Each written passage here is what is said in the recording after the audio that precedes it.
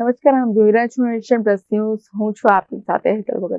હાલ સરકાર દ્વારા બોમ્બેથી દિલ્હી સુધી હાઈ સ્પીડ કોરિડોર રોડ બનાવવાની કામગીરી ચાલી રહી છે.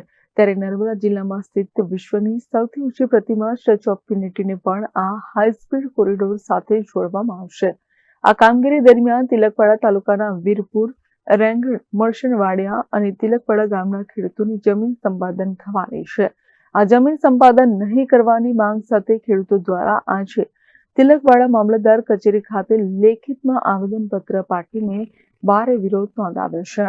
આ બાબતે ખેડૂતો સાથે વાત કરતા તેમણે જણાવ્યું છે કે હાલ સરકાર દ્વારા હાઈસ્પીડ કોરિડોર રોડ બનાવવાની કામગીરી કરવામાં આવી રહી છે અને આ હાઈસ્પીડ કોરિડોરને સ્ટેચ્યુ ઓફ યુનિટી સાથે જોડવામાં આવશે, જેમાં તિલકવાડા તાલુકાના વીરપુર, મરસનવાડિયા, રેંગણ અને તિલકવાડાના ખેડૂતોની ખેતીલક્ષી જમીન સંપાદન કરવામાં આવશે.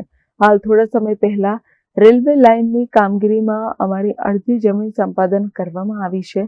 હવે થોડીક જ જમીન રહી છે તે હાઈ સ્પીડ કોરિડોરમાં છીનવાઈ જશે અને અમે નિરાધાર બની જઈશું. અમારા પરિવારનું ગુજરાન કેવી રીતે ચાલશે?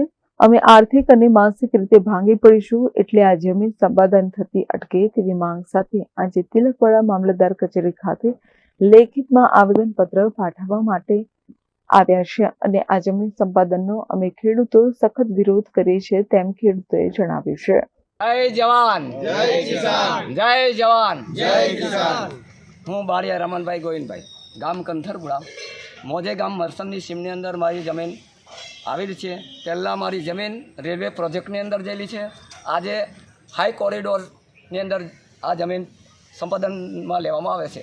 પણ મારે એવું કહેવું કે સરકારને એ કહેવું છે, આજે 10 પૈસાનું મીઠું આજે 30-35 રૂપિયા બોલતું હોય, બરાબર વાત છે. તો આજે મારે બીજા નંબરની અંદર આટલો મોટો વિશાળ હાઈવે પડેલો છે કે જે તિલકવાડાથી દિવાલિયા થઈને કેવડિયા સ્ટેચ્યુ ઉપર પહોંચે છે. આજે કેટલા ખેડૂતોની જમીન આ પ્રોજેક્ટની અંદર જાય છે. જો આ પ્રોજેક્ટથી એને ઊંચામાં લેવામાં આવે તો રામપુરા છે, માગરોલ છે, શેરાવ છે, આ બધા જ ખેડૂતો ગામડાઓ નાશ પામે છે કે જે નર્મદાનું પૂર આવે છે. આજે 2023નું પૂર તો દરેકે જોયું છે. મામલતદાર સાહેબ પણ જાણે કે 2023નું પૂર કેટલું હતું કે મોગરોલની અંદર 7 ફૂટ જેટલું પાણી હતું. તો આ પ્રોજેક્ટ નાખવાથી ઘણા ખેડૂતો ઘણા ગામડાઓ નિષ્ફળ જાય છે, જેથી આ પ્રોજેક્ટ આ સ્તર પર લાવવા માટે યોગ્ય છે નથી. એટલે અમે સખત વિરોધ કરીએ છીએ કે ખેડૂતને જઈ તે કરીને પટાવી ફોસલાવીને આ લોકો ગ્રામ સભાઓ યોજીને કે આ જમીન કંઈક સસ્તા ભાવે મળી જાય. પણ અમે કરોડો રૂપિયા આપશો તોય અમે આ મિલકત અમે આપવા તૈયાર છે નથી. ખેડૂતોની જગ્યા રેલવેના નામે લીધી છે.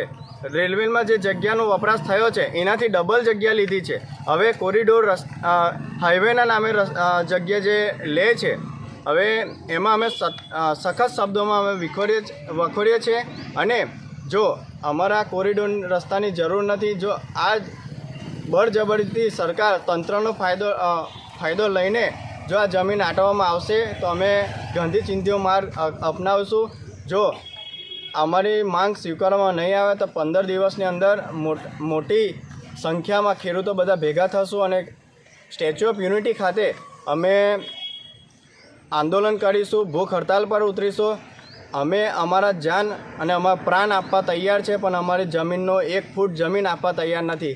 Bureau for Nation Plus News, Tilakwada.